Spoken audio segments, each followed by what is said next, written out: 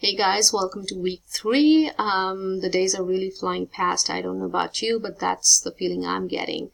So I just wanted to go over some of the exercises that we're going to do in week 3 and go over our readings, etc. So week 3, we're really going to focus on affect regulation, which is as a possible consequence of trauma.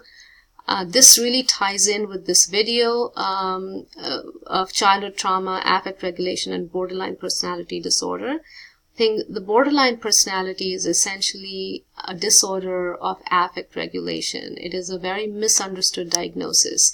And really, if you look at a borderline diagnosis, chances are you are going to find significant trauma in the history of that person.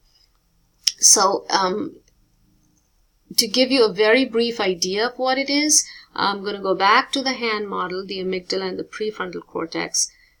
Whenever we are under some kind of stress, we disengage from our thinking brain or rational brain, and that is the center of speech, that is the center of language, logic, planning, future thinking, and this is the center of reaction. So especially when under conditions of stress, we forget to use language. We become speechless in terror, in anger, in, even sadness. Sometimes we're not able to really articulate because we have disengaged from our thinking brain. And so here's what happens. A person who has not had any trauma in their lives, if they're just walking down the street is very dark, and there's no one around, and someone just comes and taps on their shoulder, they are going to react immediately, go into fight or flight. Their heart will race, their mouth will be dry, they will be startled, they will look around and find out that it's their friend who has tapped them on their shoulder. And they might, still be in that state of arousal, but they will be able to reconnect to their prefrontal cortex and maybe yell at the friend a little. What were you thinking? Are you crazy? You scared me to death, etc., etc. That's known as affect regulation. Okay? They were able to control their emotion. They were able to tolerate that stress. Now, if a person who has suffered from trauma walks down the same street and the same thing happens to them, their reaction is going to be a lot more extreme. They might punch the person without seeing who's there, or they might see it as their friend and say something like, "How dare you do this to me? You scared me. I don't want to see your face again." Okay. So the reaction is out of proportion to the event. It becomes huge. So little things set them off. Okay. And we're going to learn that that's one of the consequences of trauma.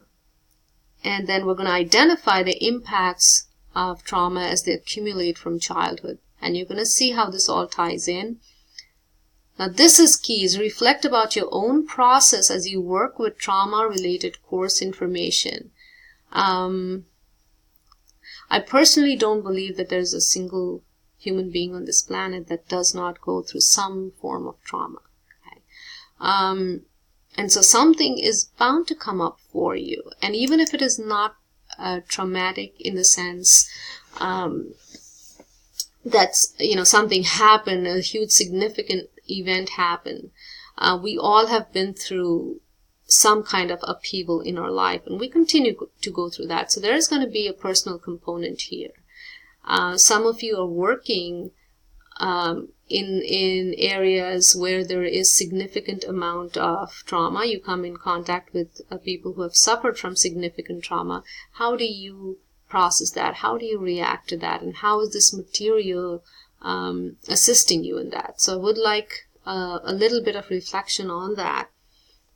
For me, when I started reading the Van der Kolk book, there is a picture there which I'm not going to talk much about it, but when I looked at it, I reacted like a trauma victim, and that took me by surprise. And so I was forced to think about how my job is affecting me, and I do think I have vicarious traumatization, even though it was really not something that I would consider. it came as a surprise to me. So that's how I want you to think about it. And of course, I'm looking forward to the technique demonstrations that we're going to start from this week. Other than that, I just wanted to talk a little bit about the APA style citations. I'm finding that that is an area that we need to work on as a group.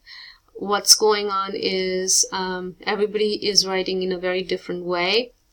Some of the common mistakes I've seen is to write the author's name at the beginning of the sentence and write the year at the end of the sentence in parentheses. So the author's name and the year have to be in the same spot. They cannot be in different spots.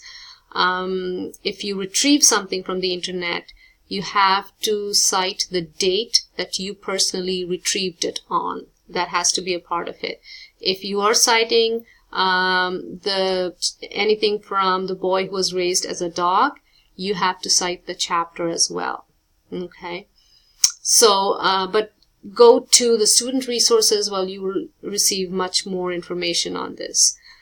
Other than that, happy reading, and I will see you next week. Please do get in touch with me if you need any more information, or if you feel that there are certain areas of this course that need to be addressed a little more, and I will be happy to post another video about it. Okay, take care. Bye.